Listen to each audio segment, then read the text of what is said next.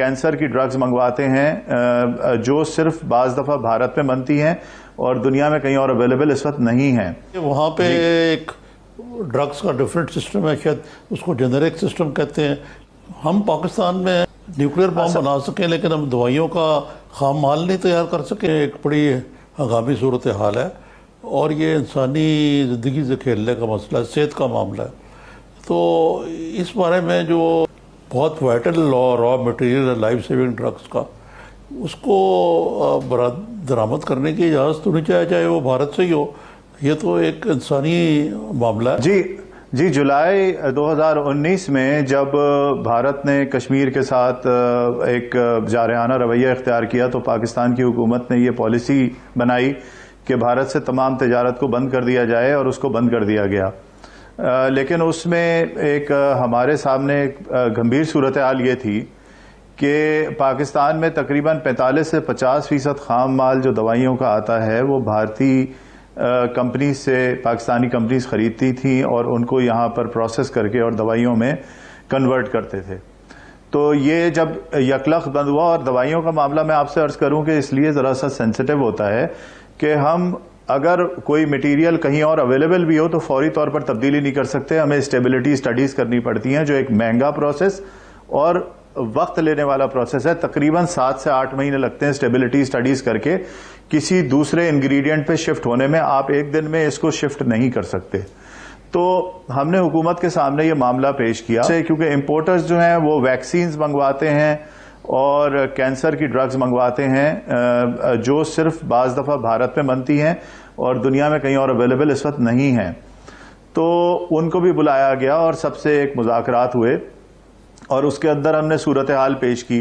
जाहिर है कि जिस तरह 2019 में 2 मरतबा भारत से हमारी तिजारत तातुल का शिकार हुई थी, तो ऑलरेडी जो फार्मास्यूटिकल मैन्युफैक्चरर्स हैं वो ऑल्टरनेट्स ढूंढ रहे थे, स्पेशली चाइना के साथ, और हमने उनके साथ बहुत सारे प्रोसेस को शुरू कर दिया था। लेकिन अभी वो वक्त नहीं आया था कि हम सारा कुछ शिफ्ट कर सकते। कि therapeutics good regulated by DRAP, drug regulatory authority of Pakistan, उनको इजाजत दे दी जाए कि वो पाकिस्तान आ सकें, और इसी के तहत जो खाम माल है वो दोबारा भारत से इंपोर्ट शुरू हुआ।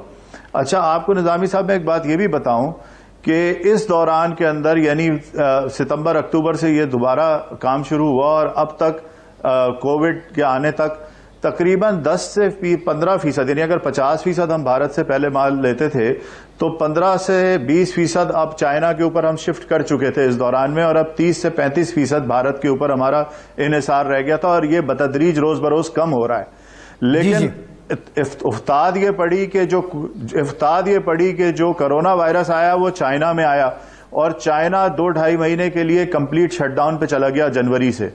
तो हमने जो चीजें शिफ्ट की थी कि ये मटेरियल हम चाइना से लेंगे, चाइना वो देने के काबिल ही नहीं रहा, इसलिए कि वहां पर वबा आ गई पहले, और चाइना जनवरी से मार्च तक कंप्लीट शिफ्ट हो गया। नतीजतन हमें दोबारा भारत की तरफ रुजू करना पड़ा उन चीजों के लिए, क्योंकि चाइना और भारत के अलावा कहीं और मिलती नहीं है। तो अब इस मजबूरी के अंदर हम वहां गए। अच्छा जाहिद साहब, ये तो आप बात कर रहे हैं, दूसरा आपका एक मौक़िफ़ ये भी है कि अगर सरेदस्त इस वक्त भारत से खाम माल पे या अद्वियात लाने पे पाबंदी आ जाती है तो जो पाकिस्तान की सप्लाई चेन है, अगर पाकिस्तान एक्सपोर्ट भी कर रहा है, डोमेस्टिक भी और इंटरनेशनल भी, वो भी मुतासर होगी। तो आपको इसका हल क्या नज़र आता है? और ये जो इंक्वायरी हो रही है, छानबीन हो रही है, इससे क्या फार्मास्यूटिकल मैन्युफैक्चरर्स भी मुतासर हो रहे हैं किसी हद तक? देखिए, इंक्वायरी तो जिस चीज़ की चाहे हुकूमत करवाए और वो करवाने की मजाज है और हमें उसमें कोई एतराज़ नहीं है, लेकिन मामला ये है कि ये एक बिल्कुल क्लियर मामला है। अच्छा, एक जो ये इबहाम है ना, मैं इसको ज़रूर क्लियर करना चाहूँगा कि जी वाइटामिन आई हैं। मैं आपके सामने मिसाल पेश करता हूँ। एक वाइटामिन है जिसका नाम है फोलिक एसिड, बहुत ही सस्ता और बहुत आम सा वाइटामिन है, लेकिन वो बनता वहाँ पर है। अच्छा, इस फोलिक एसिड को अगर आप एक्सपेक्टिंग मदर्स को ना दें तो बच्चे स्टंटेड पैदा होते हैं। बहुत 90% खतरा होता है कि बच्चे के अंदर कोई कमी रह जाएगी, इसलिए 9 महीने तक माँ को एक गोली रोज खानी होती है, एक्सपेक्टिंग माँ को। इसी तरीके से विटामिन B1 है, कहने को तो वो विटामिन है, लेकिन बेरी डिजीज में अगर विटामिन B1 अवेलेबल ना हो तो पेशेंट फौत हो जाता है, उसका सर्वाइवल नहीं हो सकता। तो विटामिन जो है वो सिर्फ ताकत की चीज नहीं है, बल्कि अपनी जगह पे वो थेराप्यूटिक चीजें होती हैं, और उनके खाम माल यहाँ इंपोर्ट हुए हैं इसलिए कि वो थेराप्यूटिक गुड्स में यूज हुए हैं। लेकिन मैं ये जरूर कहना चाहूंगा कि इस वक्त क्योंकि एक टर्बुलेंस है इंटरनेशनली, आप देख रहे हैं कि अमेरिका के सदर को भी कहना पड़ा है कि एक खास दवा जो उन्होंने भारत को कहा है कि वो उनको फराहम करें।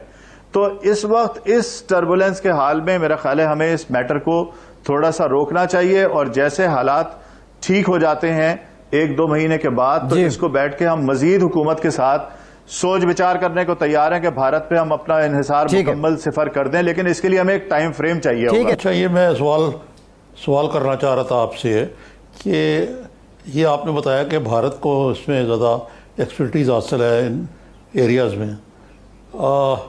क्या इसकी वजह यह है कि वहाँ पे एक ड्रग्स का डिफरेंट सिस्टम है, शायद उसको जेनेरिक सिस्टम कहते हैं, या कोई और वजह कि वहाँ पे रिसर्च ज़्यादा है? हम पाकिस्तान में न्यूक्लियर बम बना सकें लेकिन हम दवाइयों का खाम माल नहीं तैयार कर सके, इसकी क्या वजह है? देखिए, इसमें मैं आपके सामने 2-3 वजूहात पेश करता हूं। असल बुनियादी वजह यह है कि जब आपके पास कंसिस्टेंट इन्वेस्टमेंट पॉलिसी नहीं होती तो कोई आता नहीं, और क्योंकि ये बड़े इन्वेस्टमेंट्स हैं और इनको करने के लिए एक कंसिस्टेंट इन्वेस्टमेंट एनवायरनमेंट आपको चाहिए। हम देखते हैं कि हुकूमतों की तब्दीलियों के साथ सारी पॉलिसियां तब्दील हो जाती हैं, जो बड़ा मुश्किल काम है किसी बिजनेस के सस्टेन करने के लिए। दूसरा मसला यह है कि क्योंकि वहां कंसिस्टेंट पॉलिसी थी और वहां खाम माल बनाना सस्ता पड़ता था दुनिया की दूसरी जगहों से, लिहाजा यूएसए ने, यूरोप ने और जापान ने और दूसरी डेवलप्ड वर्ल्ड ने अपने आप को आउटसोर्स करना शुरू किया।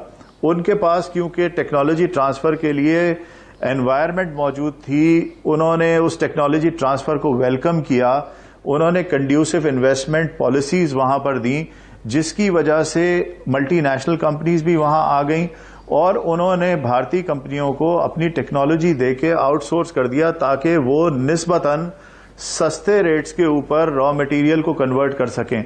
खुद तो यूरोप और यूएसए चले गए बहुत हाई टेक के ऊपर, आप देख रहे हैं वो वायरल रिसर्च के ऊपर और बिल्कुल बायोटेक के ऊपर चले गए, और ये जो खाम माल थे जो निस्बतन असेंशियल ड्रग्स हैं, लाइफ सेविंग ड्रग्स हैं, लेकिन बहुत सस्ती हैं, इनको उन्होंने आउटसोर्स कर दिया इंडिया को, क्योंकि वहां पर इसके लिए हुकूमत का बनाया हुआ फ्रेमवर्क मौजूद था।